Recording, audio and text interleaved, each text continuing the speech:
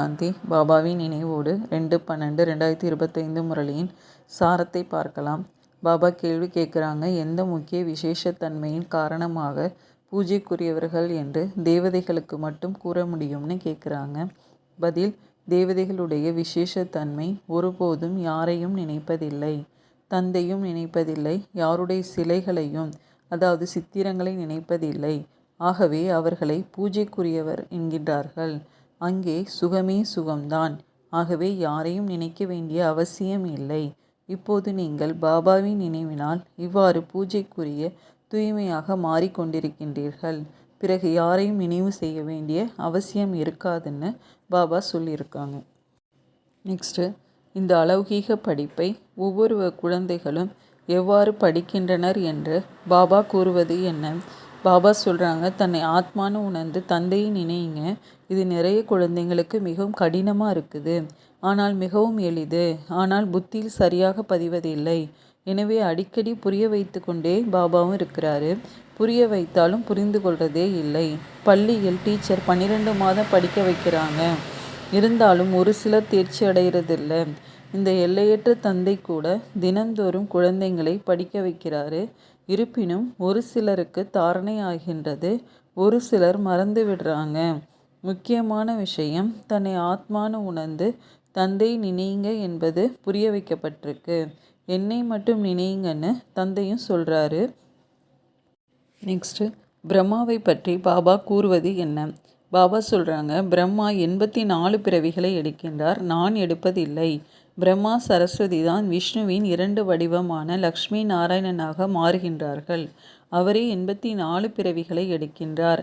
பிறகு அவரின் பல பிறவிகளின் கடைசியில் பிரவேசம் செய்து இவரை பிரம்மாவாக மாற்றுகின்றேன். இவரின் பெயர் பிரம்மா என நான் வைக்கின்றேன். இது இவருடைய பெயர் கிடையாது. குழந்தைகள் பிறந்ததும் 6வது நாள் சடங்கு பிறந்த நாள் கொண்டாடுறாங்க. இவரின் ஜாதக பெயர் லேக்ராஜ். அது சிறு வயதினுடையதாகும்.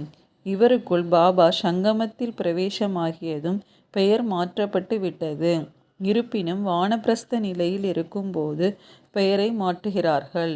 அந்த சந்நியாசிகள் வீடு வாசலை துறந்து செல்லும்போது பெயர் மாறுகின்றது. இவரோ வீட்டில்தான் இருக்கின்றார். இவரின் பெயர் பிரம்மானு வைக்கப்பட்டிருக்கு. ஏனென்றால் பிராமணர்கள் வேண்டும் இல்லையா? உங்களை தன்னுடையவராக மாற்றி பவித்திர பிராமணனாக மாற்றுகிறார். தூய்மையானவர்களாக மாறுகின்றீர்கள்னு பாபா சொல்கிறாங்க. நெக்ஸ்ட்டு, பூஜைக்குரியவர்கள் எப்படி இருப்பார்கள் என்று பாபா கூறுவது என்ன? பாபா சொல்கிறாங்க, பக்தி மார்க்கத்தில் ஒருவர் கூட பூஜைக்குரியவர் இல்லைன்னு நாம் தெரிஞ்சிருக்கிறோங்கிறாங்க. மனிதர்கள் குருக்களுக்கு தலைவணங்குறாங்க. ஏனென்றால் வீடு வாசலை விட்டு தூய்மை ஆகிறார்கள். மற்றபடி அவர்களை பூஜைக்குரியவர் என்று கூற முடியாது. பூஜைக்குரியவர் என்றால் அவர்கள் யாரையுமே நினைக்க மாட்டாங்க. சந்நியாசிகள் பிரம்ம தத்துவத்தை நினைக்கிறாங்க, பிரார்த்தனை செய்கிறாங்க. சத்யுகத்தில் யாரையும் நினைப்பதில்லை. நீங்கள் ஒருவரை தான் நினைக்க வேண்டும்னு பாபாவும் இப்போ சொல்கிறாரு. நெக்ஸ்ட்டு, பக்தி மார்க்கத்தில் பாபாவை நினைத்து பக்தர்கள் எப்படியெல்லாம் பாடுகின்றார்கள் என்று பாபா குறிப்பிடுவது என்ன?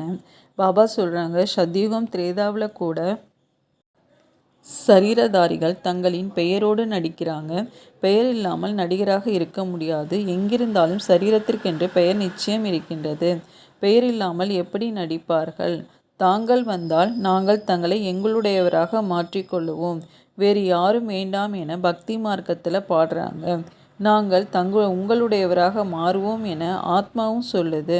பக்தி மார்க்கத்தில் யாரெல்லாம் தேகதாரிகள் இருக்கின்றார்களோ, யாருடைய பெயர் வைக்கப்படுகின்றதோ அவர்களை நாம் பூஜிப்பதில்லை.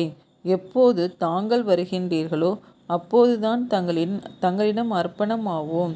எப்போது வருவார் இது தெரியவே இல்லை. பல தேகதாரிகள் பெயர் உடையவர்களுக்கு பூஜை செய்து கொண்டே இருக்கிறாங்கன்னு பாபா சொல்கிறாங்க. நெக்ஸ்ட்டு, மனிதர்கள் எதனுடைய காட்சிக்காக முயற்சி செய்வதில்லை, எதனுடைய காட்சிக்காக முயற்சி செய்கிறாங்கன்னு பாபா கூறுவது என்ன? பாபா சொல்கிறாங்க, ஆத்மா சூட்சும புள்ளியாக இருக்குது. அதை பார்ப்பதற்கு தெய்வீக பார்வை வேண்டும். ஆத்மாவை பார்க்க முடியாது. ஆத்மாக்களாகிய நாம் எவ்வளவு சிறிய புள்ளியாக இருக்கிறோம். இவ்வாறு புரிந்து கொண்டு நினைப்பது மிக கடினமாகும். ஆத்மாவின் காட்சிக்காக முயற்சி செய்வதில்லை, பரமாத்மாவின் காட்சிக்காக முயற்சி செய்கிறாங்க. அவர் 1000 மடங்கு சூரியனை போன்று இருப்பதாக கேள்விப்பட்டிருக்கின்றனர். யாருக்காவது காட்சிகள் கிடைத்தது என்றால் மிகவும் பிரகாசமாக இருந்தது என்று கூறுகின்றார்கள். ஏனென்றால் அவ்வாறே கேள்விப்பட்டிருக்கின்றார்கள். யாரை தீவிரமாக பக்தி செய்கின்றார்களோ அவரையே பார்ப்பார்கள். இல்லை என்றால் நம்பிக்கை ஏற்படாது. ஆத்மாவையே பார்க்கவில்லை என்றால் பரமாத்மாவை எப்படி பார்ப்பார்கள்னு பாபாவும் கேட்குறாங்க. நெக்ஸ்ட்டு, நம்மளுடைய நடத்தை எப்படி இருக்க வேண்டும் என்றும் மதிப்பளித்தல் என்றால் என்ன என்று பாபா கூறுவது என்ன? பாபா சொல்கிறாங்க, நீங்கள் தெய்வீக குணங்களை கடைப்பிடிக்கணும். சாப்பாடு அருந்துதல் ராயலாக இருக்கணும். நடத்தை மிகவும் ராயலாக இருக்க வேண்டும். நீங்கள் தேவதை ஆகிறீங்க. தேவதைகள் பூஜைக்குரியவராக இருக்கிறாங்க. அவர்கள் ஒருபொழுதும் யாரையும் பூஜை செய்வதில்லை. அவர்களோ டபுள் கிரீடம் உடையவர்கள் இல்லையா? இவர்கள் யாரையாவது பூஜித்தால் பூஜாரி ஆகிவிடுவார்கள் அல்லவா? சத்யுகத்தில் யாரையும் பூஜிக்க வேண்டிய அவசியம் இல்லை. ஆம், மற்றபடி ஒருவருக்கொருவர் நிச்சயம் மதிப்பு கொடுப்பார்கள். இவ்வாறு வணங்குவதே மதிப்பளித்தல் என்று கூறப்படுகின்றது. மனதில் அவர்களை நினைத்து கொண்டே இருக்க வேண்டும் என்பது கிடையாது. மதிப்பு கொடுக்க வேண்டும். குடியரசுத் தலைவர் இருக்கிறார் என்றால் அனைவரும் மதிக்கின்றார்கள். அவர் பெரிய பதவியில் இருக்கக்கூடியவர் என தெரிஞ்சிருக்கிறாங்க.